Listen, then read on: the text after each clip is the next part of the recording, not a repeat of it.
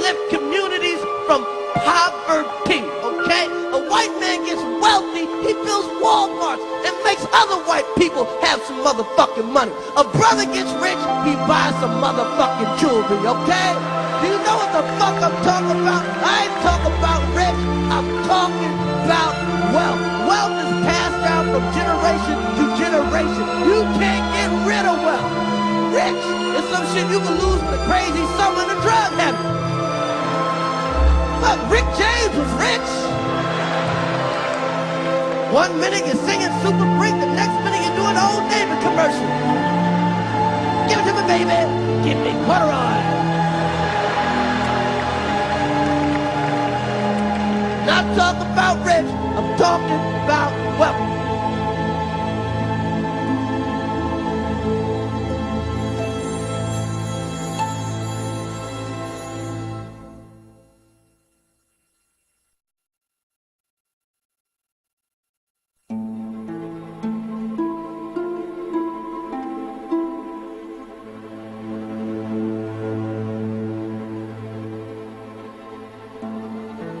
President Bush, how did this come about?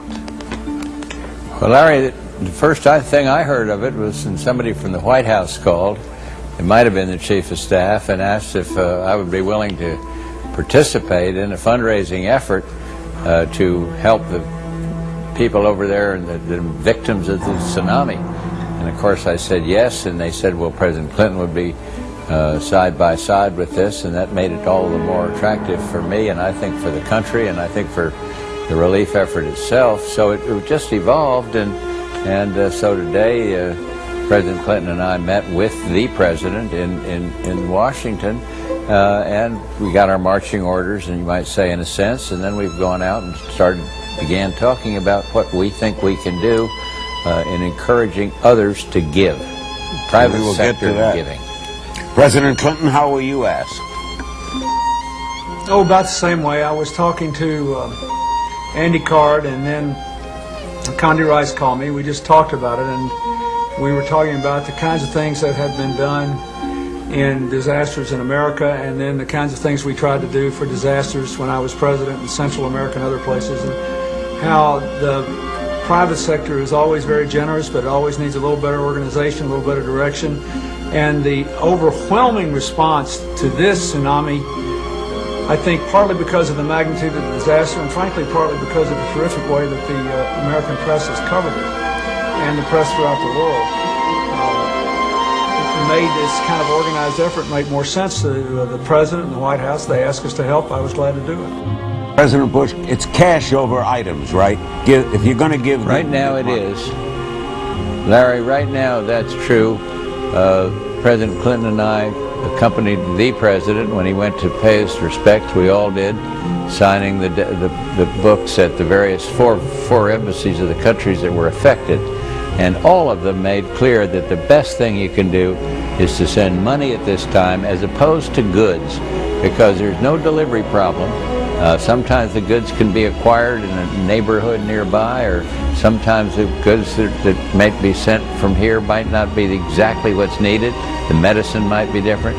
So we've concluded that the best thing to do is, as President Clinton said a minute ago, to give to these organizations, or send it into usafreedom.gov and freedomcorps.gov and let them help distribute it. But the main thing is, it's better at this juncture to send cash, and I think they all agree with that, the embassies.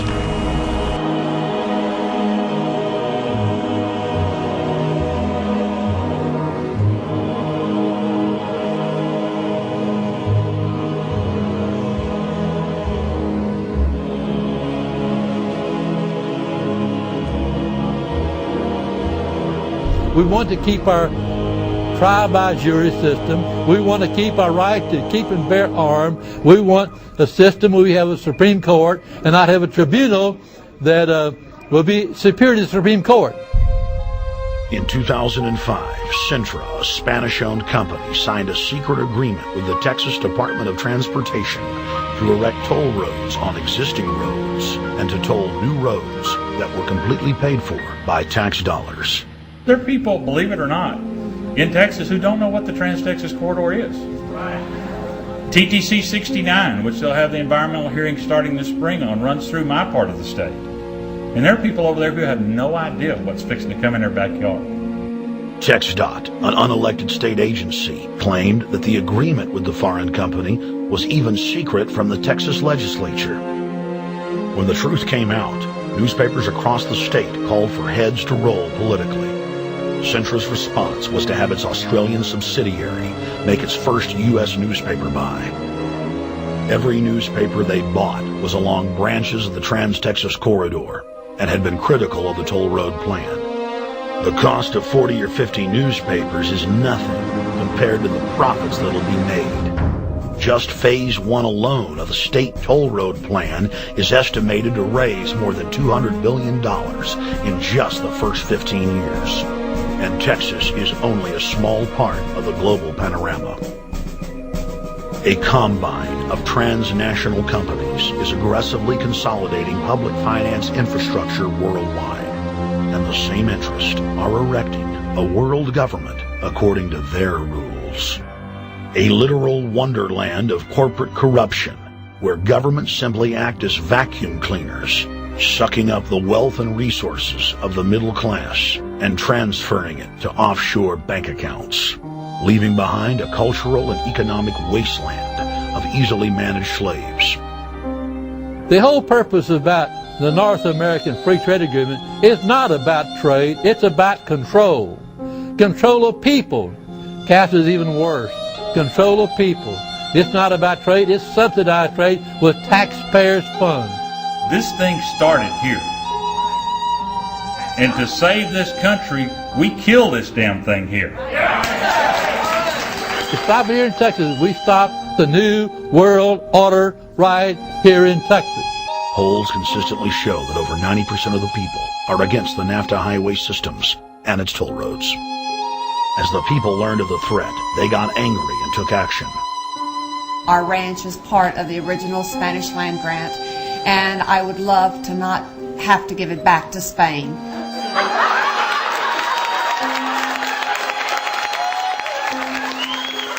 Opponents of a proposed superhighway today held a major protest.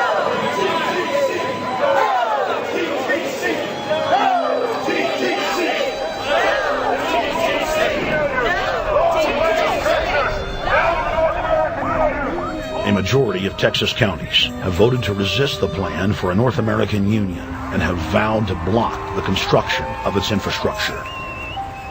Heck, we already know in a law that was passed by a subservient United States Congress, where practically nobody in the entire Congress stood up and said no. They've already passed a law saying all their driver's licenses are going to be chipped. Well, I'm telling you right now, I'm not going to carry in a driver's license that's got a chip in it. So big brother can rush everywhere I go and see everything I do. No, no, hell no.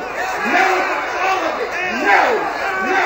We, the people, own this plot of ground.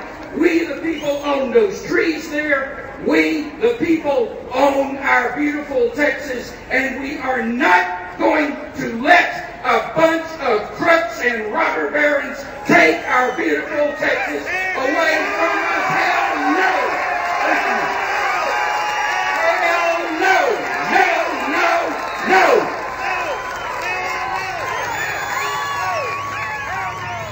RFID tracker chips embedded in state inspection stickers and toll tags are already being used to track the population. The new system is also meant to control growth and steer development through so-called smart growth. Smart growth, which is nothing more than an effort to bring control into the cities. You have the rewilding of America and the Wildlands Project, the Convention on Biological Diversity, which is to control our rural population. Toll roads on interstate highways nationwide are walling off exit ramps to small towns and rural communities, and are creating ghost towns by design.